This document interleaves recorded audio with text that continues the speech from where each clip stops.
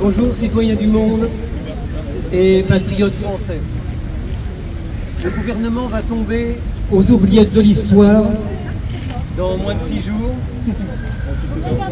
Et le flirt d'Ursula von der Leyen et avec Emmanuel Macron, unis par les liens des marchés financiers, continue de mal en pire.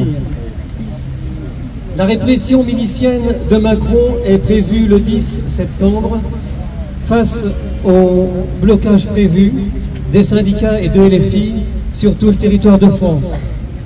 L'économie française bat tous les records de faillite d'entreprises et avec son lot de multiples licenciements dans notre 5e République. La dette préfabriquée de l'État depuis 1971, découplage de l'or sur le dollar, et de 1974, interdiction d'émission de crédit public de la Banque de France, s'approche dangereusement des 120% exigés par les marchés financiers et les marchés financiers étrangers de notre richesse nationale, en augmentant de là leur taux d'emprunt et en privatisant les services publics sous la tutelle du Fonds de la misère immédiate, le FMI. L'instabilité sociale, l'instabilité sociale prévue et la menace de non-remboursabilité de leurs créances peut être une cause de l'occupation des manifestants dans la Banque de France. L'armée française, dans ses rangs, désobéit de plus en plus à Macron et se prépare peut-être à un coup d'État.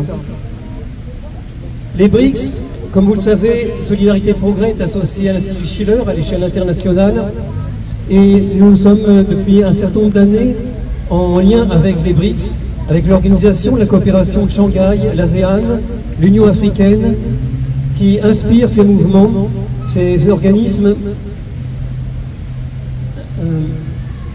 à l'échelle internationale et en France. Ces institutions, ces organismes, notamment asiatiques et africaines, tordent le cou à l'impérialisme colonial usurier et déploient dans le monde la nouvelle architecture de paix polyphonique.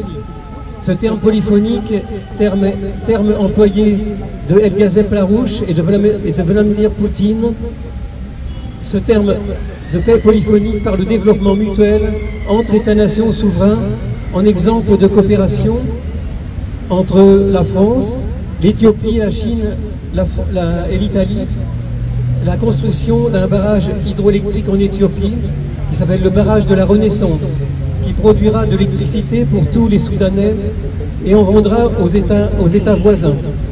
Comme quoi la France et le monde, peut-être un jour, on s'associera aux BRICS, à l'ASEAN, à toutes ces organisations, à cette nouvelle architecture favorisant la paix par le développement mutuel entre les États-nations souverains républicains. Je vous remercie. Au revoir. Bravo.